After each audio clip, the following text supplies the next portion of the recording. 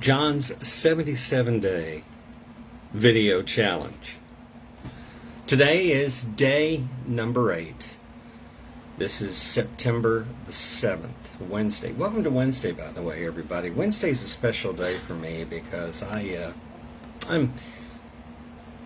grew up in a home where Wednesday was always an important part. It was obviously the middle of the week, but more importantly, on Wednesday evenings we would have prayer meeting at church. And the prayer meeting thing was a big deal because as I was growing up, there were activities as a child, and there were the activities as a preteen, and then of course there were the teen experiences, and then the experiences as an adult. And I'm glad that I'm still a part of a church fellowship, the Lake Gibson Church of the Nazarene here in Lakeland, Florida, where we actually do have a Wednesday night gathering. And that gathering is a number of things: small groups, Bible studies, and also the resumption of an actual time of significant focused prayer. Now, my video challenge today is not to talk about prayer, but I think it's important for you to understand this is a part of the makeup. This is a part of who I am. This is how I came to be who I am. I'm not a perfect person in any way, form, shape, or fashion. I'm as flawed as the next one is concerned. I've made bad choices.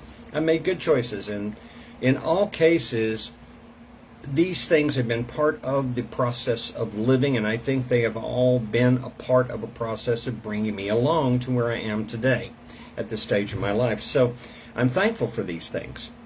But I'm thankful, especially this morning, to be able to be talking to you. And if you notice, I'm talking to you on my phone rather than on my laptop, which is sitting right here.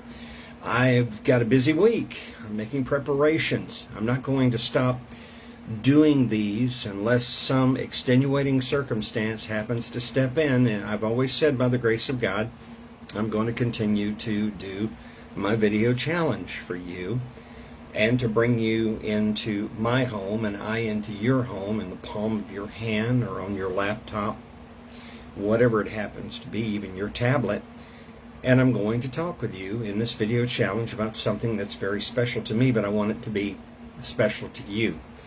And I want to thank those of you who perhaps will be watching this morning, and those of you that will chance watch it later.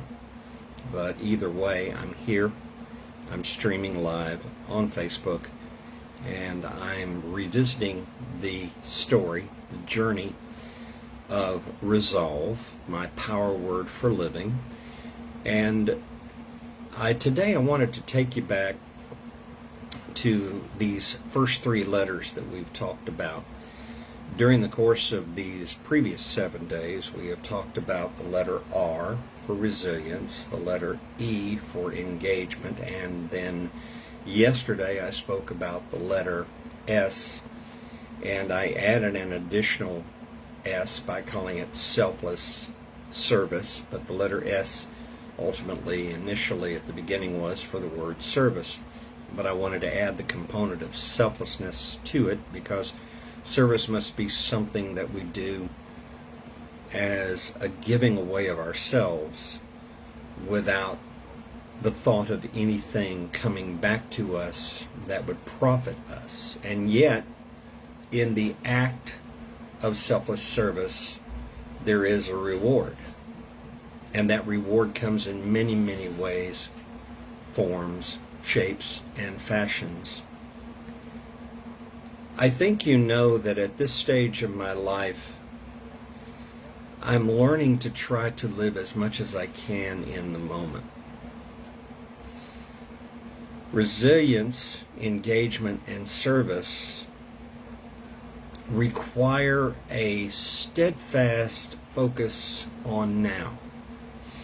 Before I logged in to my Facebook account here on the telephone and began streaming to you live here on Facebook, I had a quiet time. I didn't set a stopwatch and follow the stopwatch until the time was met. I just committed to 17 minutes, another Darren LaCroix idea. 17 minutes of uncluttered thinking. Now let's pause for a moment. Let's talk about uncluttered thinking. I tell people when they ask me what it is that I do, and since I am a keynote speaker, a podcaster, but I'm also an emerging individual personal coach in terms of communication and life change, as well as a group and a team coach, and involved in things where I try to help people achieve their maximum, their very, very best potential. I realize that in this process of living, we often are so busy. Now think about it, extraordinarily busy. There's a schedule of things to do.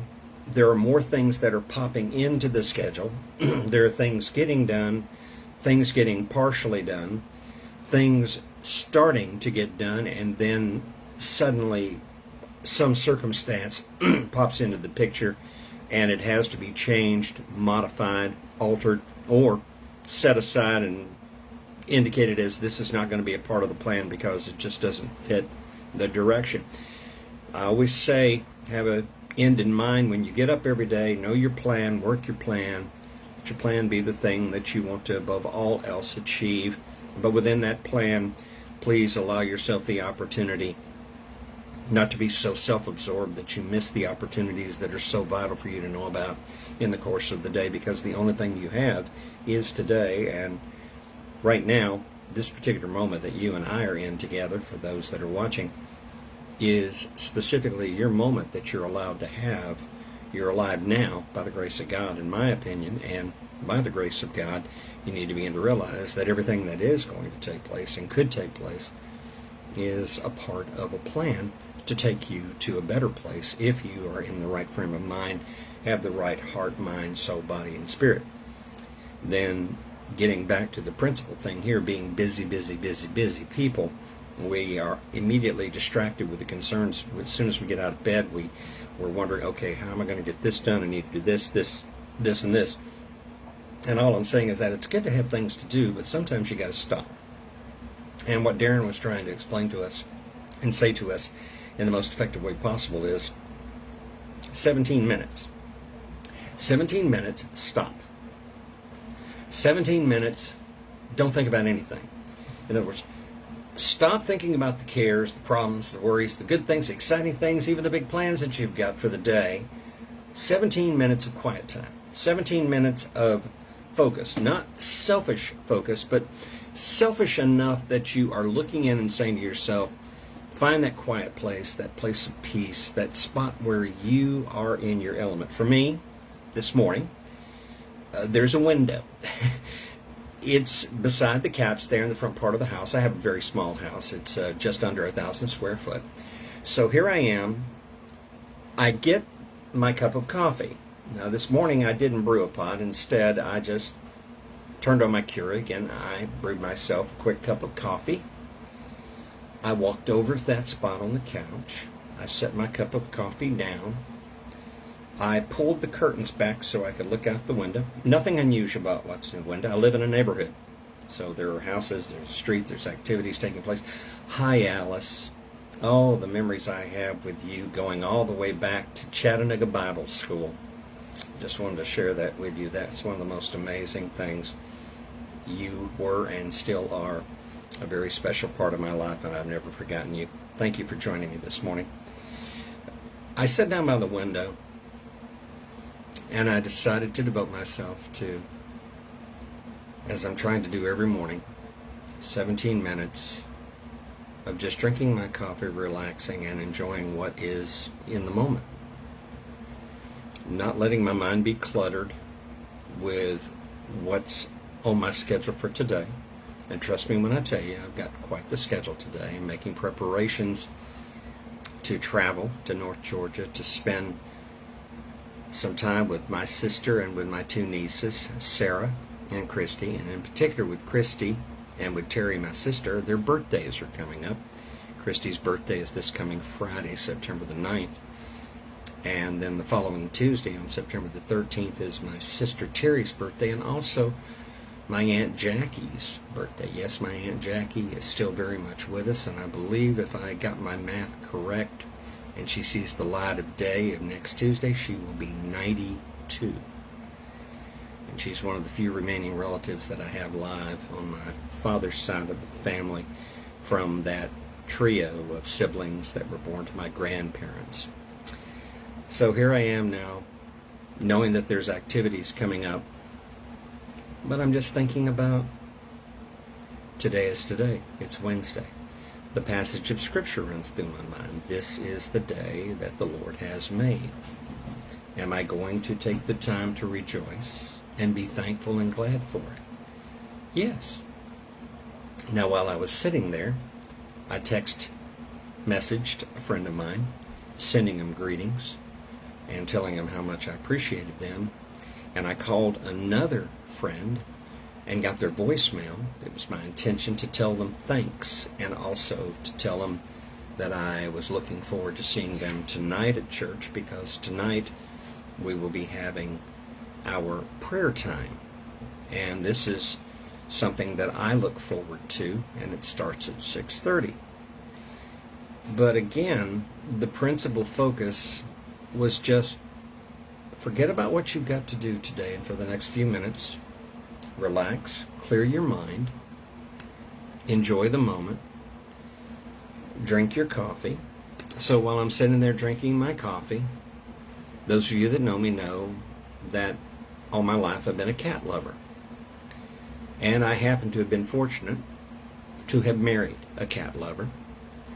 And she and I both have always had cats in our lives, and we just understand them, we relate to them, we know that they are capricious and crazy and nuts sometimes, but they're also amazing companions.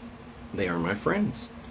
One morning here, I'll probably introduce you to them and just kind of go around with the camera and let you meet this brigade, as I call it. Some people say, why do you have so many cats? Actually, I've had far more than I have now, but these cats have been my mental health counselors during my grieving period that started back on June the 2nd of 2019 when Donna died.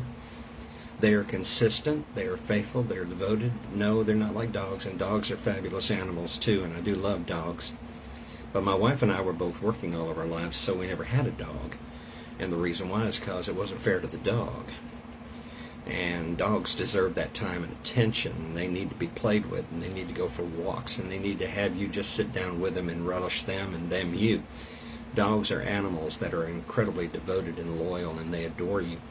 Cats love you in their own way, but cats are a very different creature, and it's actually something that I admire immensely because they are survivors, but they're also incredibly companion-based whenever they need it. And so here I am sitting, drinking my coffee, sitting by the window, having my 17 minutes of quiet time, clearing my head, and one of those cats, a black cat that we rescued a few years back, who had, would have died otherwise, climbs up and rests in my lap and just lays there, and all I have to do is just put my hand on him and just softly stroke his fur and his head, and he very quietly lays there, says nothing, his eyes are closed, and you can feel his body vibrating because he's purring.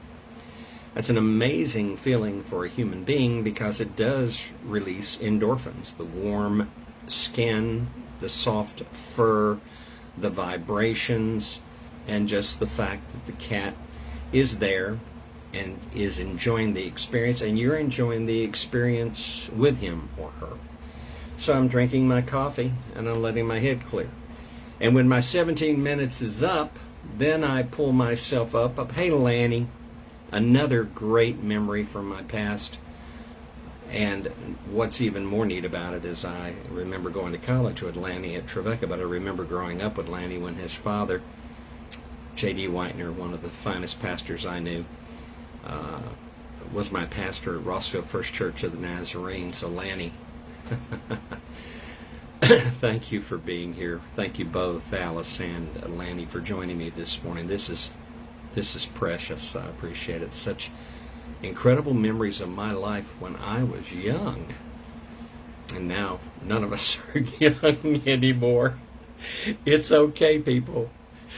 Have a sip of coffee or whatever it is, a beverage you're having this morning, and just know that part of my 77-day challenge isn't just to talk about the things that have shaped and molded my life as I am at this stage, but it's also to say hi to friends and thank them for caring enough to pause in their busy schedule and listen to this guy who always was known as a motor mouth. I talked constantly. I still talk, although you might be surprised to know that I can be extraordinarily quiet, but I have to because I'm learning, as I shared when we were talking about the importance of selfless service, to focus 2 eyes and 2 ears on people. And since you only have one mouth, keep your mouth shut and no more than 20% of the time even open it.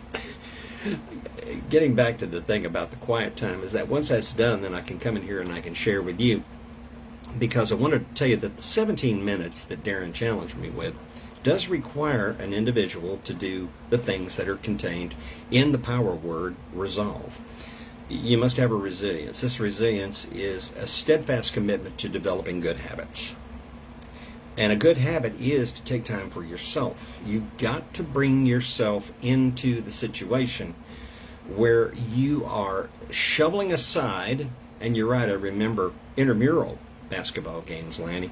I was, what was I? I think I was in the Alpha Society. I believe I was in the Alpha Society. But we played basketball. That was always had Alpha, Beta, Delta, and Gamma. Getting back to this, the resilience thing is you have to commit and you have to be resilient to do it. You got to be steadfast to do it. So get in there and do it every day. And what happens is, as you continually do it day in and day out, it becomes habitual. It becomes something that almost is essential. You have to have it. You have to do it. You want to do it. It means the world for you to do it. Then there is this engage. You have to engage the day. You have to engage the circumstances that come your way. You have to confront them. You have to also engage the things that you're able to look down the road and spot and say to yourself, okay, I need to either be prepared to engage it or prepared to avoid it. And then, of course, in the service aspect of it, if you're going through the day just seeing what's in it for you, I really wish you would stop and begin to apply the thought process that what's in it for me is not how it ought to be, but rather what's in it for me is everything about what I can do for others. And even if it's just going through the routines of running errands, can I bring an attitude of warmth, a smile, a positivity? If I make eye contact with someone, do I give them a smile with my eyes or with my face? Do I say to them, hi, hope you're having a good day, or greetings, or anything like that, and going through the line at the checkout, having a conversation with the cashier, with the person bagging the groceries, or the person putting your merchandise into the bag, or the person at the counter who helped you? Did you go out of your way? And actually, going out of your way is a dumb thing to say. It's not going out of my way. It was, yeah, Lanny, I did. I remember basketball at TNC basketball, and we did do basketball games together. As a matter of fact, you might find this interesting. My freshman year at Trevecca back in '69, when I was on WNAZ doing Trevecca basketball, Steve Mays was program director at the station, and Steve did the color. I did the play-by-play. Steve Mays is alive and well and is a member of the Lake Gibson Church of the Nazarene here in Lakeland, and he and I are close friends and sit together on Sunday mornings in church, and he is a tremendous inspiration to me, and he is every bit one of the greatest people that I know, and another one of those reconnections that have occurred through my journey at Trevecca Nazarene College, aka now Trevecca Nazarene University. Thanks for reminding me about that, Lanny. By the way, if there was anything that I would do that would get me to return to radio, it would be doing play-by-play, because I love play-by-play, and that really fits the moniker of me having a motor mouth. Literally, you turn the switch on and blah, blah, blah, blah, blah, it just starts flying. But I loved it because I always enjoyed listening to play-by-play on the radio. And yes, I'm still a University of Tennessee fan, and I remember John Ward, and John Ward was a great influence upon me. The key thing I want to point out is this. Your general attitude about engaging life every day is about making connection with people. So the selfless service attitude is, while you're out there, do everything you can to cast something positive into the lives of other people. A friend of mine once told me, give flowers to the living and not just to the dead. Flowers are a great way of letting people know how much you care about them, But flowers are not just the blooms. Flowers sometimes are the words you say, the smiles you cast, the actions you do, the places where you show up and make your presence known because you come not for yourself but because you were thinking of them. The thoughtful measures. In the life of resolve, we have to resolve with a definite plan of action, a definite firm plan of action, to make sure that in everything that we do as we are working and striving to achieve our personal and professional goals, that we remember that along this journey it's better to go with a band of friends. Is a journey that's done with family. It's a journey that's done with extended family. It's a journey that is done with community. And there are like-minded people out there that will be glad to be a part of your life because you cared enough to be a part of theirs. But also remember this, even the most detached, distracted, and in some cases angry people who just simply don't want to be caught up in anyone else's life because their life is too much of a hassle for themselves and time is money for them and there's work to be done and they don't have time to waste with cordialities. That doesn't mean you don't continue to be consistent in your resolve to be the best version of you that you can possibly be. This is what I strive for. I didn't always live my life this way. I'm thankful for what has happened to me. I'm thankful for what's happening to me right now. I'm thankful for that cup of coffee over there that I'm enjoying, which I started my day with as I had my quiet time. And then I made myself another cup so that I could come here and talk with you. And as I like to do, I always toast you and take a drink, reminding myself that I need to warm it up because motor mouth here talks so long that the coffee gets tepid. My power word for living, resolve, R-E-S-O-L-V-E. On this 8th day of the 77-day video challenge, I have shared with you and enjoyed talking with you and streaming online to you about how the word resolve, since my late wife Donna and I adopted that word towards the end of 2017, how that word has had an incredible impact upon us. There are many, many other words and things that have had an impact upon me as well. I am blessed beyond all measure in life and have so much to be thankful and grateful for. I'm grateful for the people whose names appear on the screen in the comments that I see. I'm grateful for the people that will watch this video later and share with me.